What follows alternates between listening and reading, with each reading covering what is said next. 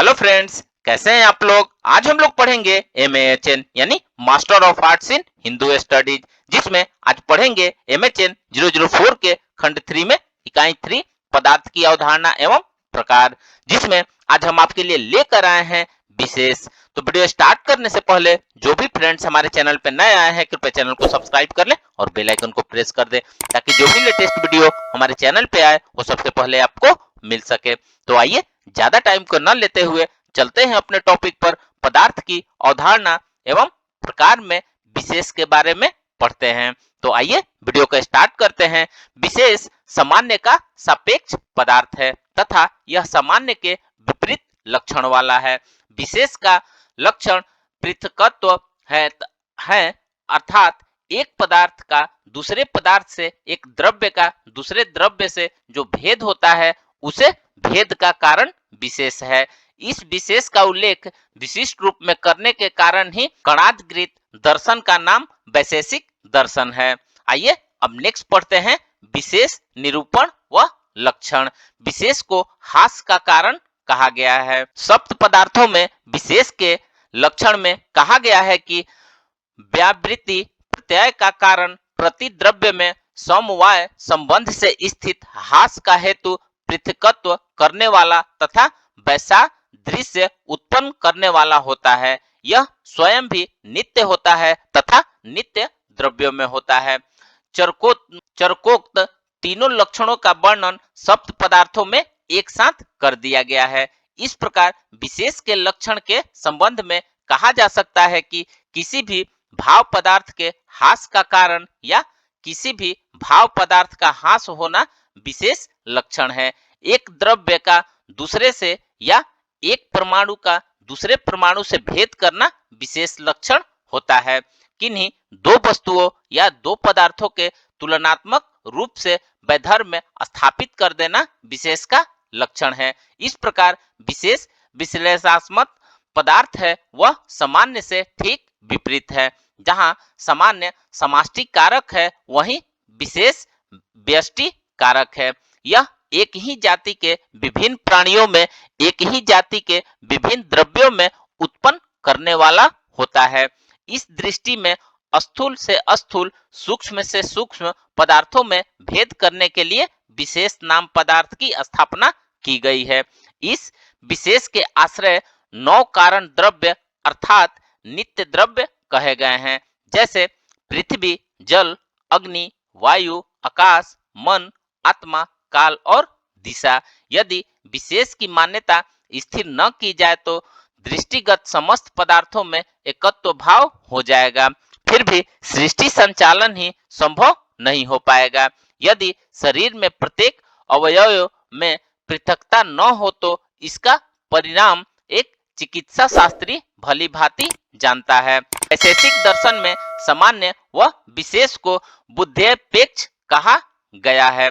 सामान्य तथा विशेष इन दोनों में वृद्धि की अपेक्षा होती है, अर्थात उसका ज्ञान सापेक्ष बुद्धि के आधार पर होता है। इसका तात्पर्य यह है कि विशेष ज्ञान सामान्य के सापेक्ष बुद्धि द्वारा तथा सामान्य ज्ञान विशेष के सापेक्ष बुद्धि या सापेक्ष ज्ञान के आधार पर होता है।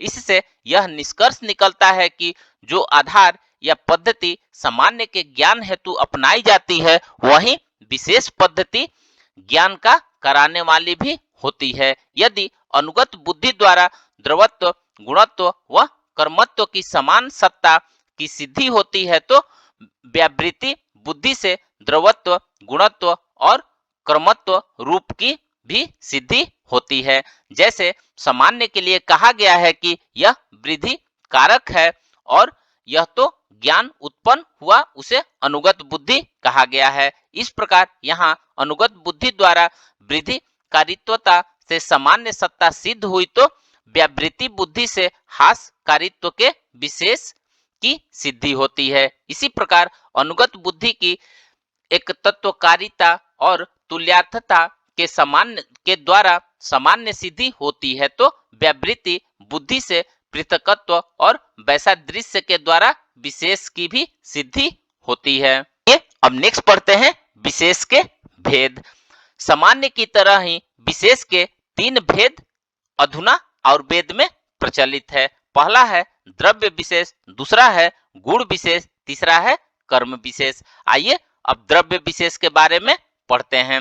आयुर्वेद या अन्य दर्शनों में हास का कारण विशेष को कहा गया है। एक द्रव्य का हास उसके विपरीत द्रव्य द्वारा होता है, एक द्रव्य का हास उसके विपरीत द्रव्य द्वारा होता है, जैसे कि मांस को के प्रति विशेष कहा गया है। अतः इस गोवेधूक का सेवन करने से मांस का अपचय होता है, मांस को गोवेधूकत्व नहीं होता है। अतः मांस के प्रति विशेष द्रव्य गोवेधूक है, जिसके कारण मांस का ह्रास होता है।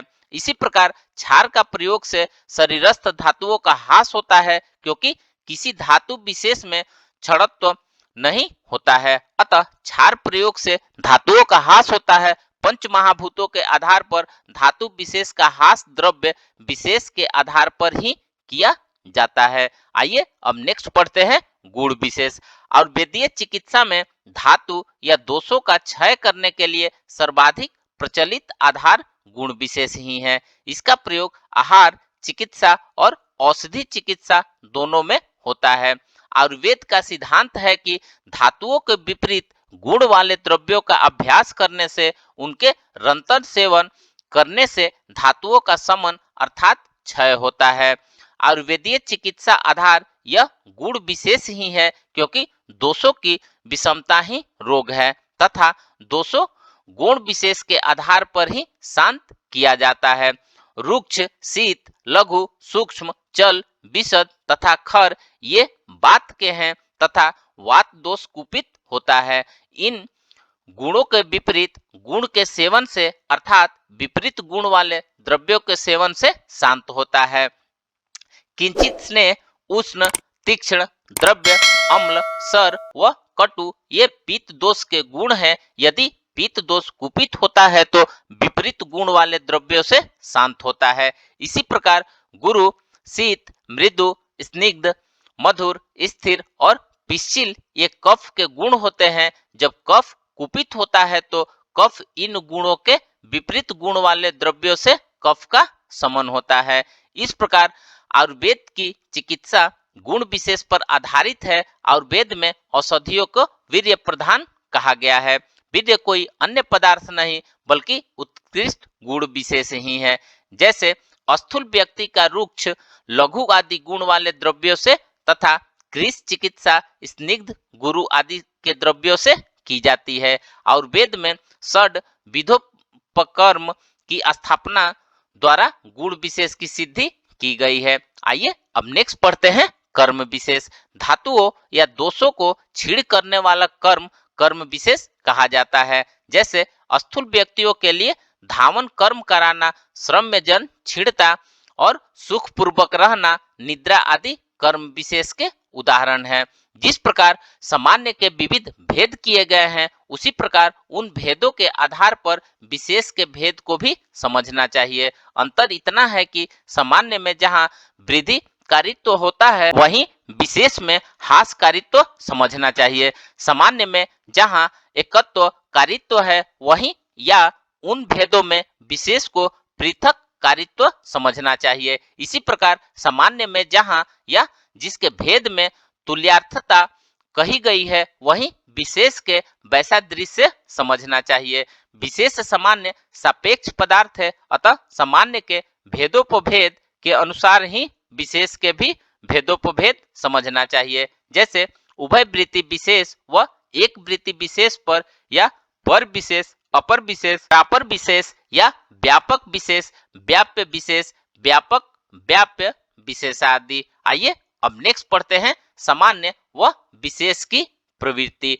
चरक संहिता में जहाँ सामान्य व विशेष के वृद्धि के हासात्मक लक्षण का उल्लेख किया गया है, वहीं कहा गया है कि दोनों की प्रवृत्ति होती है और उभय का तात्पर्य सामान्य और विशेष दोनों से है, अर्थात सामान्य और विशेष दोनों की प्रवृत्ति एक जैसी होती है। उपयुक्त तथ्य का तात्पर्य यह है कि समान भावों के सेवन से समान भावों की वृद्धि तथा विशेष भावों से विशेष भावों की वृद्धि अथवा क्षय होता है।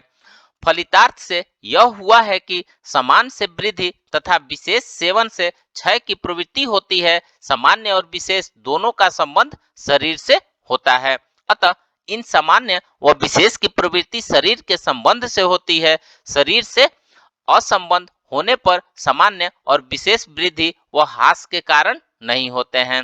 सामान्य व विशेष की यह प्रवृत्ति यदि उचित होती है तो धातुएं सम होती है। यदि केवल सामान्य द्रव्य गुण या कर्म का सेवन किया जाए तो धातु की वृद्धि होने से धातु वैषम्य हो जाता है, जो कि विभिन्न प्रकार के व्याधियों का जनक होता है।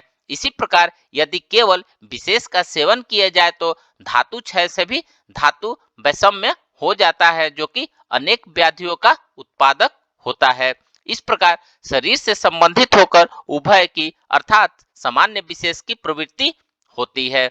आइए अब नेक्स्ट पढ़ते हैं विपर्य विशेष का व्यवहार। जहां भी वैधर्म प्रदर्शित किया गया है वहां विपर्य विशेष का व्यवहारिक स्वरूप है। पुरुष से प्रकृति का विपर्य, परमात्मा से जीवात्मा का विपर्य, ये सब विपर्य विशेष के ही व्यवहारिक स्वरूप है। गुण कर्म का विपर्य, जैसे गुण को निश्चेष्ट कहना विपर्य विशेष का व्यवहारिक रूप ही है। कर्मों का उत्प्रेक्षण का अवक्षेपण, आकुंचन का प्रसारण, गुणों की द्वंद्वता तथा गुरु का विपर्य, लघु शीत का उष्ण, रुक्ष का स्निग्ध, विशद का पिश्चिल आदि विपर्य विशेष का व्यवहारिक स्वरूप है।